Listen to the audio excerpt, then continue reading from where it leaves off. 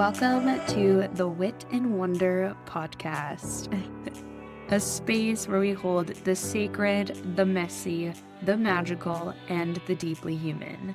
I'm your host, Maria, writer, mentor, and devoted student of the human experience.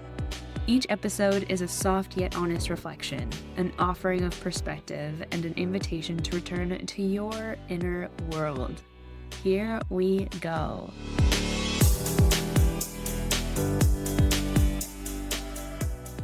Well, we meet again. I am, again, so excited to share this episode with you. This episode is all about enoughness. And what does it mean to be enough? I am in full inspiration for this episode just because I feel like I have actively been investigating and becoming curious about my enoughness and the root of the belief that I'm not enough, or fear of rejection or failure. All of these really hot topics all combined. So I've been sitting in this space. Currently, today has been a big one, which is why I'm recording. So I'm excited to share. So the question being, what does being enough even mean? How do we cultivate that? How do we become enough? What is enough? I don't know. I do know, but we're going to talk about that. I first want to share where this idea comes from, at least for me, and what I feel like is going on currently in my life and where I'm noticing the continuous pattern of being reflected my not enoughness, and then the transition to that awareness and taking responsibility for that belief system and recognizing how deeply it is also in the people that I'm surrounded by.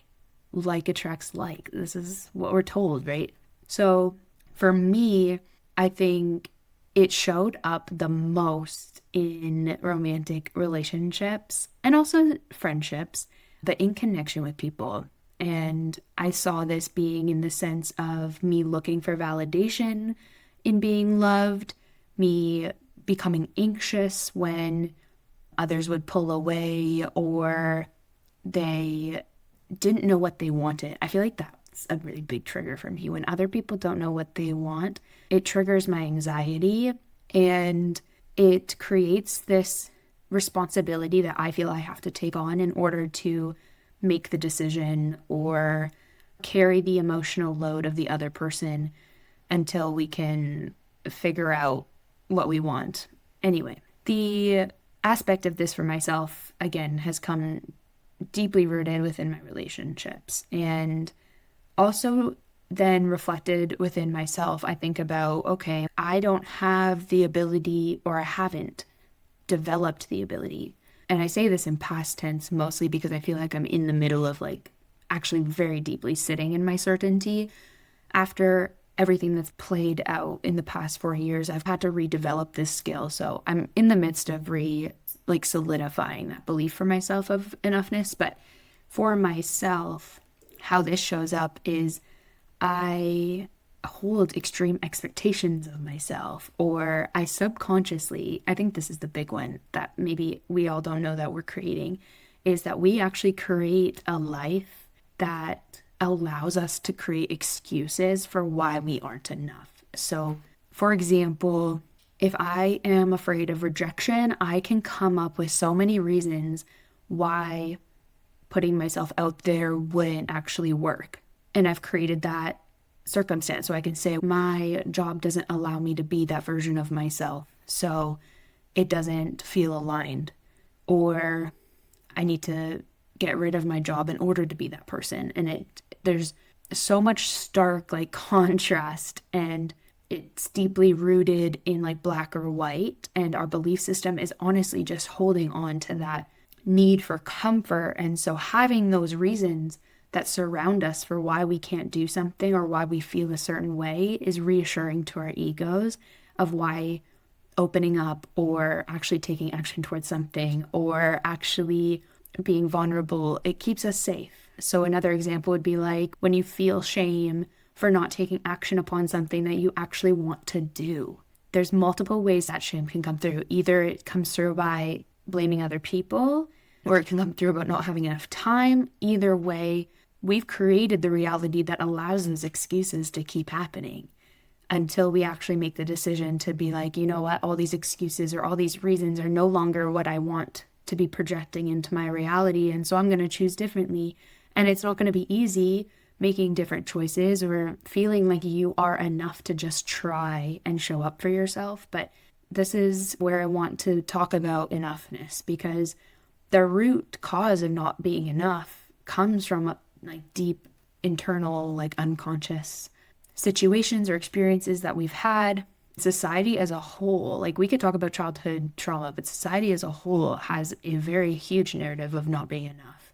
And it comes out in all aspects of society, especially in institutions where we are being told that there's this high standard of living or high standard of being the most exquisite human being, and this is what that looks like, and this is what that is. And in reality, it's not obtainable. And so you're constantly living in not enoughness. But again, we can come back to a lot of inner childhood trauma or just subliminal messaging that you've received over the years. Like I remember in high school, I told my guidance counselor I wanted to be a veterinarian, and she was like, I don't think you can do that. Like so small and so minimal, and it doesn't even matter now. But like those little messages that we just shrug off or don't think much about, but they do create a sense of thought pattern within our psyche, and then our actions then act accordingly to that. So in this aspect of not enoughness, the question then becomes, okay, am I aware that I feel this way? Do you have the ability to recognize I'm actually not doing this because I don't feel like I'm enough, or I fear rejection, or I feel failure? Are you aware of these tendencies, or are you blaming other things? Are you allowing yourself to use the reality that you've already created as an excuse for why you can't create a new one? And the irony of this is that if you're trying to manifest something different, if you're trying to be in a life that feels different or looks different, if you're stuck in the inability to see or take responsibility for your current state, then the vibration or the energy or the circumstances of that current state are just going to keep repeating themselves.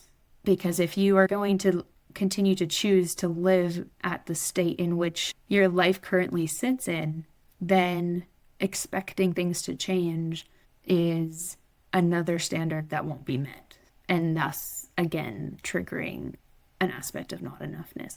And the truth is that there's probably a lot of people that don't feel enough or have that internal belief of not enoughness, and they don't even realize they don't have it, or they don't want to admit that they have it, or they haven't been able to investigate the reasoning behind why their actions aren't aligning them to the things that they actually want.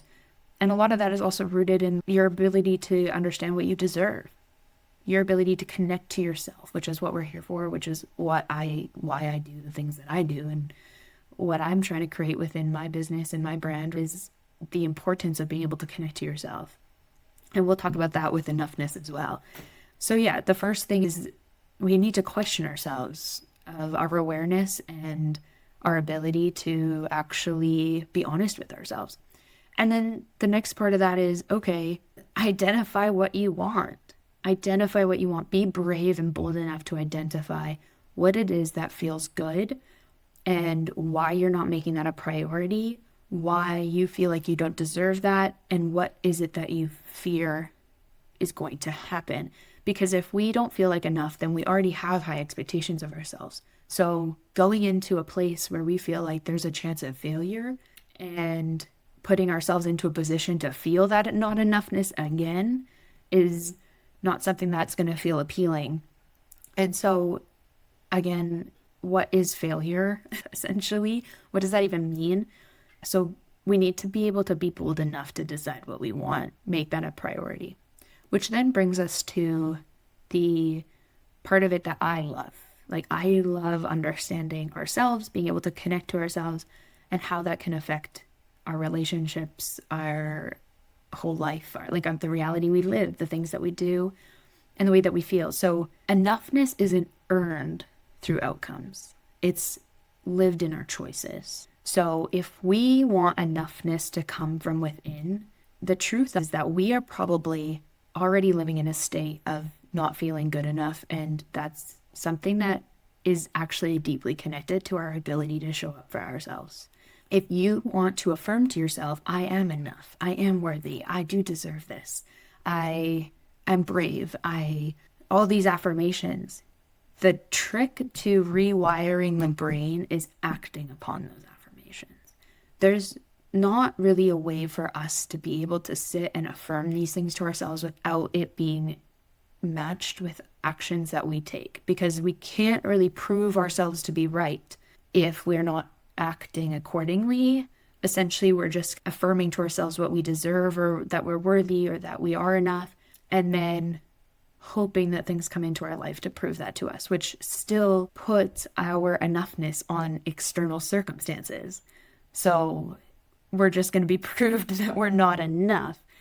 It's a vicious cycle, and it really harms our relationship to ourselves. So we do have to cultivate the ability to choose what we want to feel. And with that, what actions are we going to take? And what are we actually going to believe? Like, I know for me, I love going to the gym, I love working out, but I can tell the difference between my fear of failure versus just wanting to do it because I deserve to do it. How this shows up is, am I going to the gym and trying to make a PR personal record lift every time? Or am I going to the gym just because I actually want to create a long-term relationship with my health? And one is definitely more sustainable. The one where I have no expectations other than for me to show up is amazing, because it makes it so much easier to go. It makes it so much less intimidating, and I don't argue with myself, and there's no resistance to showing up because I have no expectation other than the fact that I show up, and then what I do that day becomes beautiful regardless. Whereas if I put the pressure on myself to lift a personal record weight each time I go to the gym, or I'm expecting myself to lift the same every day, there's a resistance there, because I don't want to be proved that I'm not enough. I don't want to be proved that I'm failing. So my ego rather choose not to go than to feel the emotions of what I'm cultivating. With the awareness of those things, though, I can create a relationship with my health that allows for there to be seamless unfolding for what I'm trying to create, and showing up for myself and acting accordingly. So me going to the gym, or me sitting down to meditate in the morning, these are all things that are proving to myself that I'm enough to show up for, that I'm good enough to deserve the feelings that I want to feel.